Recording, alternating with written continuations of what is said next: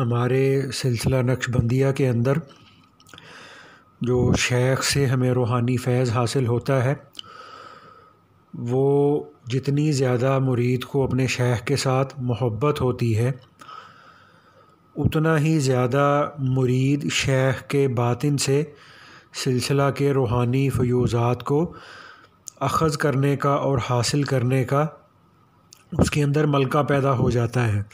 تو اس لیے ہمارے حضرت مجدد الف ثانی رحمۃ اللہ علیہ بھی اپنے مکتوبات کے اندر یہ بات فرمایا کرتے ہیں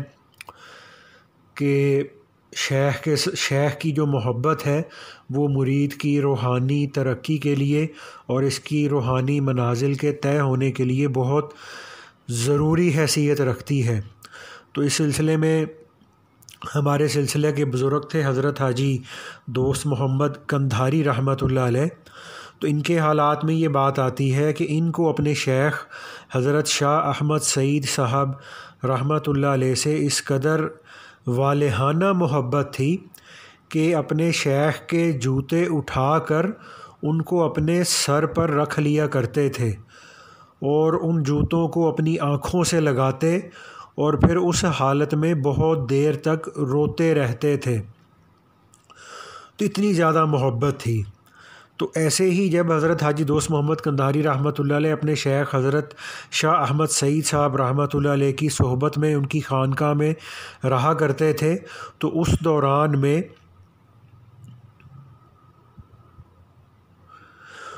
دوران میں بھی حضرت حاجی دوست محمد قندھاری رحمۃ اللہ علیہ اپنے شیخ کا جو ذاتی بیت الخلاء ہوتا تھا اس کی صفائی خود اپنے ہاتھوں سے کیا کرتے تھے اور خانقاہ میں کسی اور آدمی کو اپنے شیخ کے بیت الخلاء کی باتھ روم کی صفائی نہیں کرنے دیتے تھے، اور اپنے شیخ کے بیت الخلاء کی صفائی کرنے کو حاجی دوست محمد قندھاری صاحب رحمۃ اللہ علیہ اپنے لیے بہت باعث افتخار اور اپنے لیے بہت ہی زیادہ عزت اور شرف کی چیز سمجھتے تھے۔ تو اب حقیقت میں یہ بات بھی ایسی ہوتی ہے کہ اپنے شیخ کے ساتھ رابطہ بھی وہ جو شیخ کی محبت کے ساتھ ہو،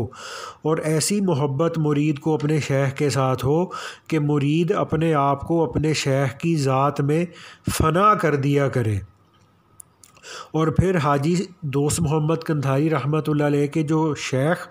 حضرت شاہ احمد سعید رحمۃ اللہ علیہ یہ فرمایا کرتے تھے کہ حاجی دوست محمد قندھاری نے جو کچھ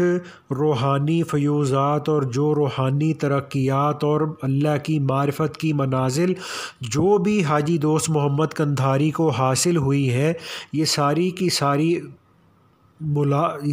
ساری یہ روحانی ترقیات اور درجات یہ حاجی صاحب کو صرف اور صرف اپنے شیخ کی محبت کی وجہ سے ملی ہیں۔ اور پھر فرماتے تھے کہ اور مجھے حاجی صاحب کے ساتھ جو محبت ہے اپنے مریدوں میں سے اور کسی کے ساتھ بھی ایسی محبت نہیں ہے۔ اور ایسے ہی ہمارے سلسلہ کے بزرگ تھے حضرت مولانا ابو سعد احمد خان صاحب رحمۃ اللہ علیہ، تو ان کو اپنے شیخ خواجہ سراج الدین صاحب رحمۃ اللہ علیہ کے ساتھ اتنی زیادہ محبت تھی اور اتنا یہ زیادہ شیخ کی محبت میں اپنے آپ کو فنا کیے ہوئے تھے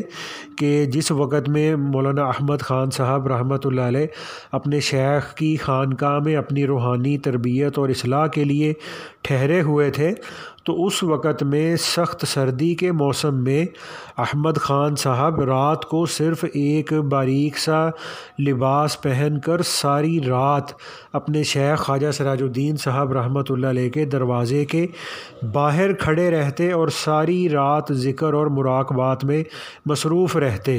اور یہ اس لیے ایسا کیا کرتے تھے کہ ان کی یہ خواہش تھی کہ صبح کو فجر کی نماز کے لیے جب میرے شیخ خواجہ سراج الدین صاحب رحمۃ اللہ علیہ اپنے گھر سے تشریف لائیں تو میرے شیخ کی سب سے جو پہلی نظر ہے وہ میرے اوپر پڑے، اور اگر اس دن کی کوئی خدمت کرنے کا کام ہے تو اس دن کی جو سب سے پہلی خدمت ہے وہ بھی مجھے ہی اپنے شیخ کی کرنے کا شرف حاصل ہو۔ ایسے ہی ہمارے مولانا احمد خان صاحب رحمۃ اللہ علیہ نے ایک بار یہ بات فرمائی کہ شیخ کی محبت یہ تمام کمالات کی اصل ہے، اگر یہ ہے تو پھر کسی بھی چیز کی ضرورت نہیں۔ شیخ کی محبت کی وجہ سے خود شیخ کے روحانی کمالات کا عکس مرید پر پڑ جاتا ہے، پھر شیخ کے لیے توجہ کی بھی ضرورت نہیں ہوتی۔ اگر تو شیخ توجہ کرے تو ٹھیک ہے، ورنہ شیخ کی روحانی توجہ اور تصرف کے بغیر بھی روحانی کمالات حاصل ہو جاتے ہیں۔ پھر اس کے بعد فرمانے لگے کہ تصوف کی ایک کتاب ہے رسالہ قشیریہ، اس کے مصنف ہیں امام ابو القاسم قشیری رحمۃ اللہ علیہ۔ تو امام ابو القاسم قشیری رحمۃ اللہ علیہ پر اپنے شیخ کی عظمت کا اس قدر غلبہ تھا کہ جب ابو القاسم قشیری رحمۃ اللہ علیہ اپنے شیخ کی مجلس میں جاتے تو بہت زیادہ ادب کا لحاظ کرتے، بہت زیادہ شیخ کی بے ادبی کے خیال سے ڈر رہے ہوتے، اور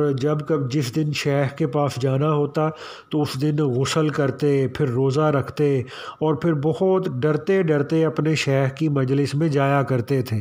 اور فرمایا کرتے تھے کہ جب میں اپنے شیخ کی مجلس میں اپنے شیخ کے سامنے بیٹھا ہوتا ہوں تو اس وقت مجھ پر ایک ایسی بے حسی طاری ہو جاتی ہے کہ اگر میرے جسم میں سوئی بھی چبو دی جائے تو مجھے خبر تک نہ ہوتی۔ تو اتنی شیخ کی عظمت دل کے اندر تھی اور اتنی شیخ کے محبت ہوتی تھی دل کے اندر۔ اور پھر فرمانے لگے حضرت مرزا مظہر جانا رحمۃ اللہ علیہ کے ایک مرید پر اپنے شیخ کی اطاعت اور محبت اس قدر غالب تھی کہ ہر کام اپنے شیخ سے پوچھ کر کیا کرتا تھا، حتیٰ کہ ایک بار ایسا ہوا کہ اس کو کسی مرض وغیرہ کی وجہ سے قے آنے لگی، تو اس حالت میں بھی وہ اپنا گلا پکڑے ہوئے اپنے شیخ حضرت مرزا مظہر جانا رحمۃ اللہ علیہ کے پاس آیا اور پوچھنے لگا کہ حضرت کیا کروں یا نہ کروں۔ اور پھر اس کے بعد ہمارے احمد خان صاحب رحمۃ اللہ علیہ فرمانے لگے کہ ابو حفص حداد رحمۃ اللہ علیہ کے بھی ایک مرید کا یہی حال تھا کہ کوئی بھی کام اپنے شیخ سے پوچھے بغیر نہ کرتا، اور ان کی خانقاہ کے اندر تندور میں روٹیاں لگانے کی خدمت اس مرید کے سپرد تھی۔ تو ایک دن حسب معمول وہ پوچھنے آیا کہ حضرت روٹیاں لگانا شروع کر دوں، تو اس وقت میں ان کے شیخ کسی کام میں کسی کے ساتھ مشغول تھے، تو اپنے اس مرید کی طرف توجہ نہ کی۔ مرید نے پھر وہی سوال کیا تو ان کے شیخ صاحب پھر کسی کے ساتھ گفتگو میں مصروف تھے، پھر جواب نہ دیا۔ تیسری مرتبہ پھر سوال کیا تو ان کے شیخ رحمۃ اللہ علیہ نے تھوڑا غصے میں آ کر یہ فرما دیا کہ تم خود کیوں نہیں تنور میں جا پڑتے، تم خود کیوں نہیں تنور میں جا پڑتے۔ تو اب اس مرید کے اوپر اپنے شیخ کی اطاعت اور محبت کا ایسا غلبہ تھا کہ اس مرید نے جلتے ہوئے تندور کے اندر چھلانگ مار دی۔ تو تھوڑی دیر کے بعد ان کے شیخ کو خیال آیا کہ وہ تو بڑی میرے ساتھ محبت اور میری بڑی اطاعت کرنے والا ہے، تو میں نے تو اس کو تنور میں جا کے گرنے کا کہہ دیا، وہ کہیں واقعی میں نہ چلا گیا ہو۔ تو فوراً اپنے مریدوں کے ساتھ وہ تندور کی طرف آئے، تو وہاں جا کر دیکھا کہ وہ جو مرید ہے وہ واقعی تنور کے اندر چھلانگ لگا کے گرا ہوا تھا، لیکن اللہ تعالیٰ کے فضل و کرم سے اور شیخ کی روحانی توجہ اور تصرف کی برکت سے اس مرید کا ایک بال بھی نہیں جلا تھا۔ اور پھر اس بات کے بعد فرمانے لگے مولانا احمد خان صاحب رحمۃ اللہ علیہ کہ آج کل کچھ ایسی جو ہے ہوا چل پڑی ہے کہ شیخ کا اعتقاد، شیخ کے ساتھ محبت اور شیخ کا ادب یکسر اٹھ چکا ہے کہ اپنے شیخ کے ساتھ بیعت بھی ہے اور سلسلے کے اسباق کو بھی طے کیا جا رہا ہے اور ذکر اذکار کا کرنا بھی ہو رہا ہے، مگر اپنے شیخ کی محبت اور اپنے شیخ کے ساتھ اعتقاد نہیں ہے اور اپنے شیخ کے ادب کی بھی پابندی نہیں ہے۔ پھر فرمانے لگے کہ یہی وجہ ہوتی ہے کہ آج کل کے مریدوں کو اپنے شیخ سے روحانی فیض بھی کم پہنچتا ہے۔ پھر فرمایا کہ حضرت حاجی دوست محمد قندھاری رحمۃ اللہ علیہ اپنے مرشد شاہ احمد سعید صاحب رحمۃ اللہ علیہ کی خدمت میں جب ہوتے تھے تو ان کے بیت الخلاء کی صفائی خود اپنے ہاتھ سے فرمایا کرتے تھے، اور حاجی دوست محمد قندھاری رحمۃ اللہ علیہ فرماتے تھے کہ میں نے جو کچھ پایا اپنے شیخ کی محبت سے پایا، اور ان کے شیخ حضرت شاہ احمد سعید صاحب رحمۃ اللہ علیہ ان کے حق میں، یعنی حاجی دوست محمد کندھاری رحمۃ اللہ علیہ کے حق میں یہ فرمایا کرتے تھے کہ حاجی صاحب نے جو کچھ پایا ہے میری محبت کی وجہ سے پایا ہے، اور مجھے بھی ان کے ساتھ جو محبت ہے وہ اپنے مریدوں میں سے اور کسی کے ساتھ نہیں ہے۔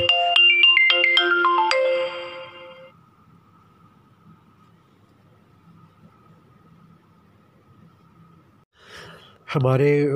مولانا احمد خان صاحب رحمۃ اللہ علیہ فرمایا کرتے تھے کہ میں اپنی جوانی کے دنوں میں بہت زیادہ طاقتور تھا، اور میرے والد صاحب کا ارادہ تھا کہ مجھے فوج میں جانا چاہیے، تو اس لیے مجھے انہوں نے گھوڑے کی سواری کا فن بھی خاص طور پر سکھایا ہوا تھا،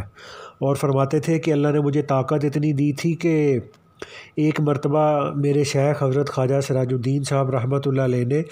رات کے آخری حصے میں سون سکیسر کے علاقے سے خوشاب پہنچنا تھا،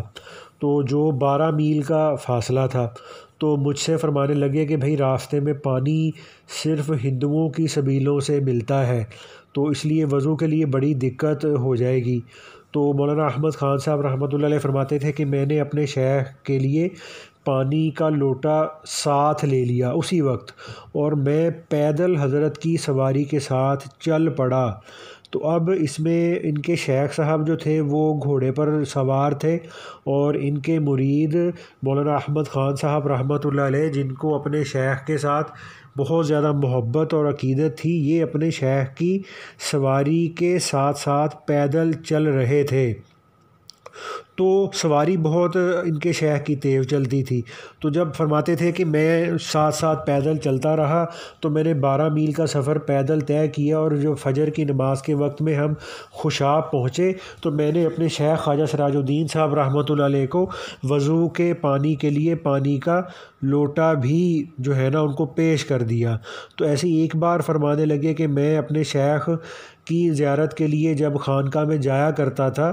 تو ایک جگہ تھی دریا خان، تو وہاں تک صرف ریل چلتی تھی، اس سے اگلی مسافت پیدل طے کرنی پڑتی تھی، جو بہت بڑا صحرا اور خشک قسم کے ریگستانوں پر مشتمل تھی۔